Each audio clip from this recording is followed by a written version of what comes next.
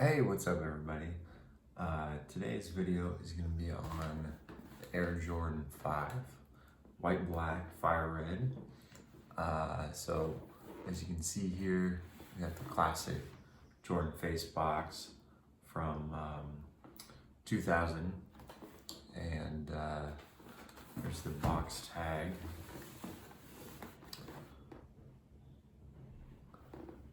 Air Jordan 5 Retro, white, black, fire red, size 12, and these are made in China.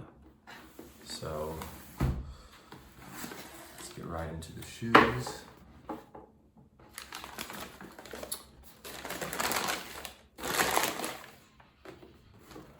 So these are dead stock, never worn.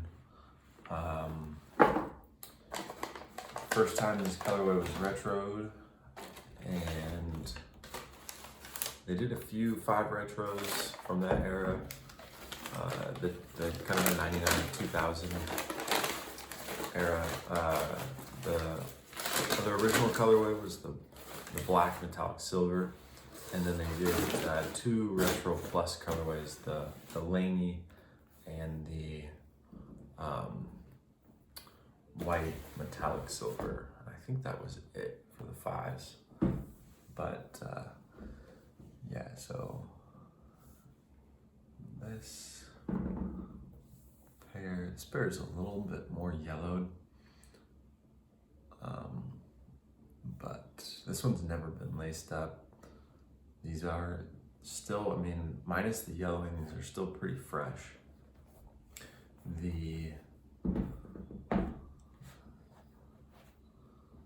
The retro from that era, the 5 retro is, well, all the retros, but especially the 5 is just super unique, and we haven't seen a retro like it. And yeah, they just don't make them like this anymore, unfortunately.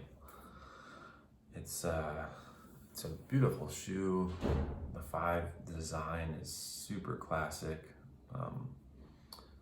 Tinker Hatfield, of course, was the designer for this one, and he really did a nice job.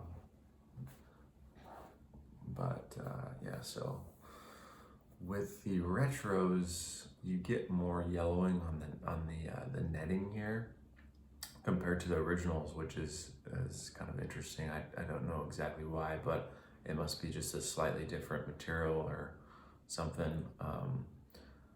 But you do get yellowing on the sole, which is very evident on this pair.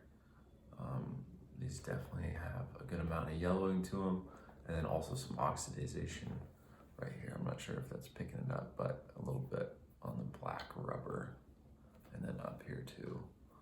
But they are still very fresh. And one thing that is nice about this pair is a lot of times, especially now 21 years later, you get crumbling and crackling of the polyurethane midsole here. This pair is still squishy, so I don't know if I can get a close up there.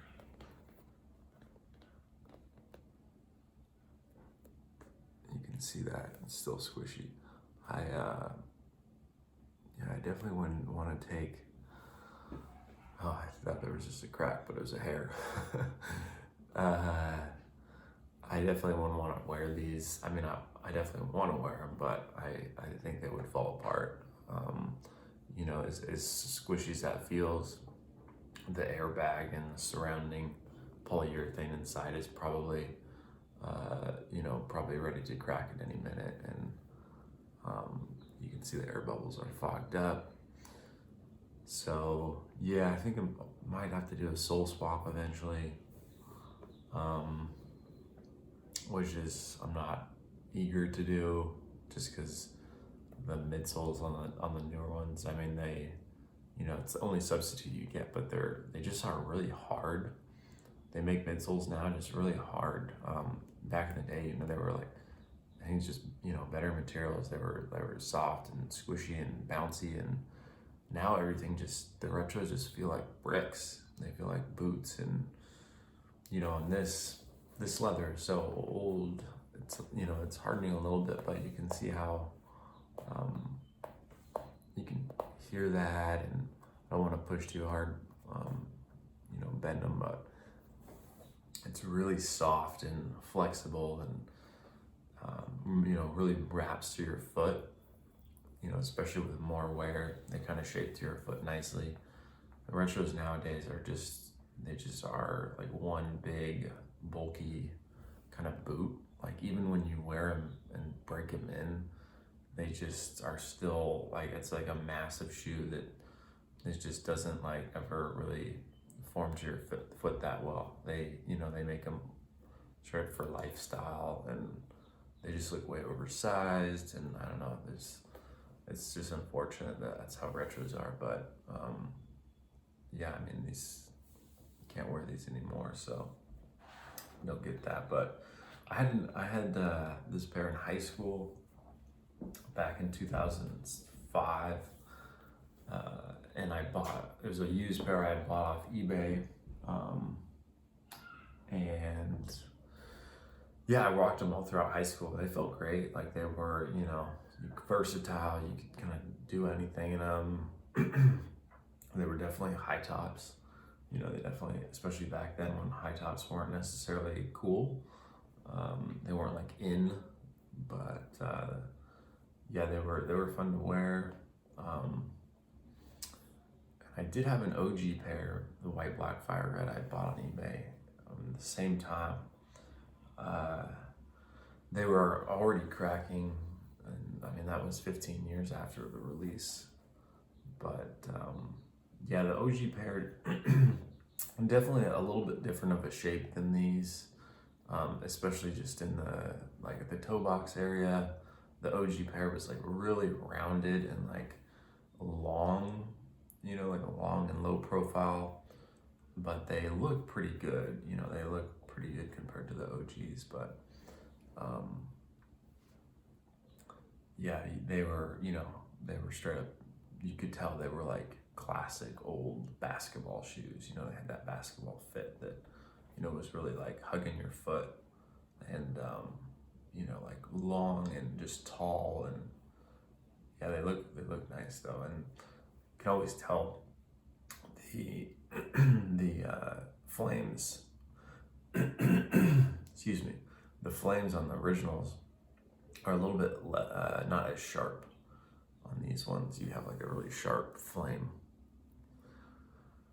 but yeah, the flames are cool. You know, like the Tinker Hatfield, I heard they were always trying to be one step, you know, kind of one step in a different direction, just kind of be a little out there, and that's why I put the flames forward instead of backwards like they originally were thinking backwards. But he was like, no, it's like just be a little unique, put them forward, which is pretty unique, especially like when I first saw these. I was at a basketball camp at Brian Grant's basketball camp, former Trailblazer, here in Portland, and one of my camp counselors, this was summer 2000, had the 5 retros, and I remember the icy sole with the flames, and I was wearing like Iverson's Questions, I think, actually.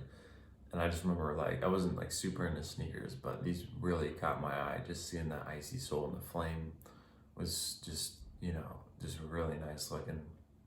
But yeah, super dope shoe. You know, got the Nike.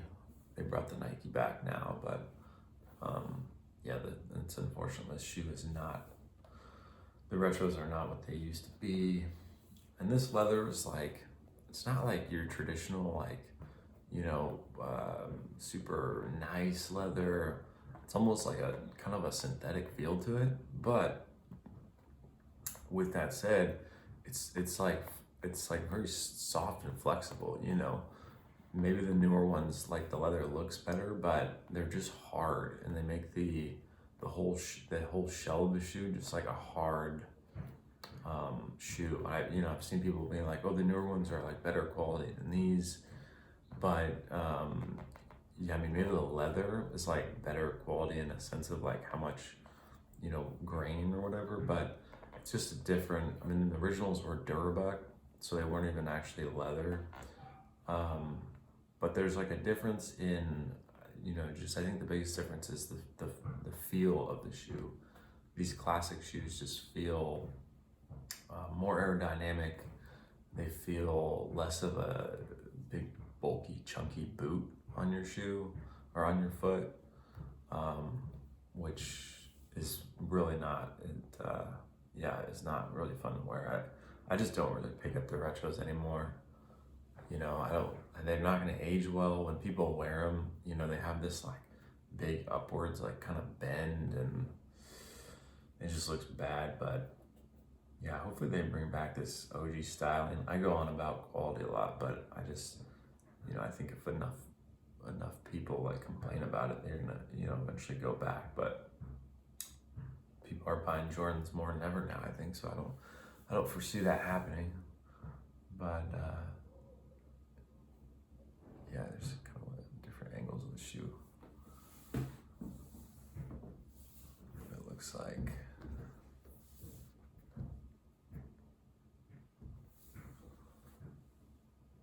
And then the tongues, classic OG style. The tongue on the OG was pretty damn similar to this one. Again on the retros, it's for some reason, I don't know, they brought the tongue super high, but it's a different material. It's not this soft 3M. It's like a hard 3M, and it just looks, I don't know. If you have like a small foot, the retros don't look so bad, you know, because there's not this bulky shoe. But if you have any sort of a regular size or a bigger foot, they just look massive. And the tongue is like really stiff for some reason on the retros. I don't know what they did, but yeah, the original tongue, it's like this. It's a soft, puffy tongue.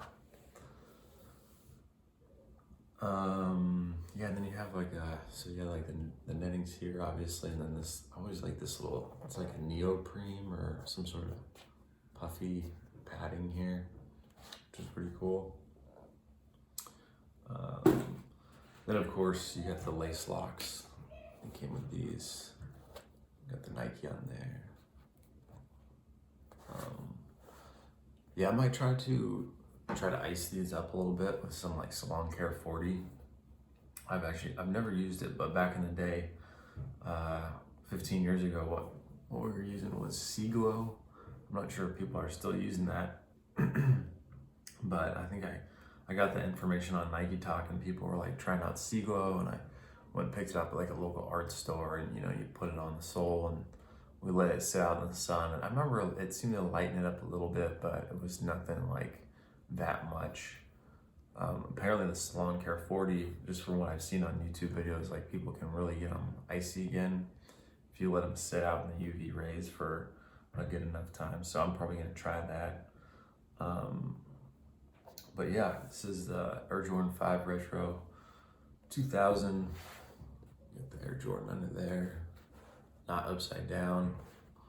Let me unlace these a little bit. Shoot it inside.